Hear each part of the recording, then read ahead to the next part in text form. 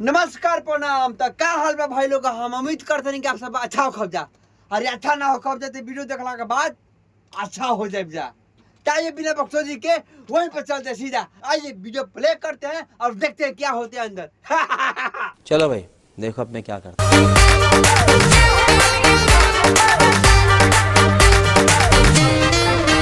Scene देखला के बाद लगा था कि जन भौजी वाली भौजी को गेहूं पोसले वाली अपना संगे रखे खातिर ठीक बा।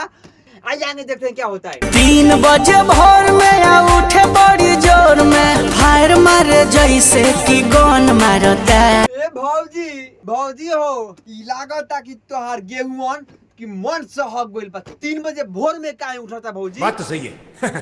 तो भाई लोग आप लोग बताएं देख के कि भौजी के जब गेहूं बाटे फोन मारता 3 बजे भोर में, भौजी का डोसल चाहता कि ना? हमके तो लगता है डोसल चाहता।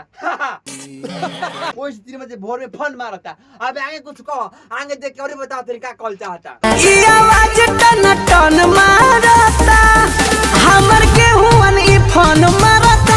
ए भौजी हमके पता हो गइल तोर गेहूं के मन में का चलते, यानी कि तोर गेहूं जो बाटे तोरा संगे जोड़ खाल चाहता। तो भौजी हो अपन गेहूं के समझावो, बाबू तुम हो गेहूं यानी कि हम इंसान, जब तुम्हारा हमारा मैचिंग नहीं होगा तो हम लोग जोड़ नहीं खा सकते। क्या बात है? भौजी हमारी बात मानो, तू गेहूं से बच के रहो, यानी कि गेहूं तोर जवानी पे पूरा फोकस करे पे तोरा संगे जोड़ खाए खातिर। समझ रहे हो? करता हमलाई हमारे विरोध में 24 घंटा ई तो रहे करो धम खिसियाइल बा।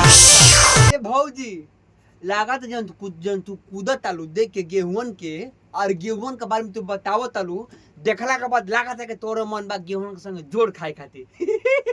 सही है। हाल मारे जैसे बरारी मारेला जब देखे काला साड़ी फुफुकारी मारेला। हम कहत नहीं गेहूं होला से बहुत खतरनाक जीव, अब तू बारे में सीधा साधा भौजी तू उन्हीं के बारे में जानत नहीं खू, यानी तो ओकरा संगे तू जोड़ खा लेबू तोरा में जहर घोल सकता। जहर घोल दी तो देह पूरा नीला पड़ जाए तो तू कुछ दिन कहते सूचित हो जेबो भौजी। बात तो सही है। तो का भाई लोग आपका वीडियो अच्छा लागल होई तो लाइक करी, कमेंट करी, सब्सक्राइब करी। अरे अच्छा ना लागल तो लाइक करी, कमेंट करी, सब्सक्राइब करी। वीडियो खोले बानी तो लाइक सब्सक्राइब करे के पड़ी और वीडियो के कमेंट भी करे के पड़ी।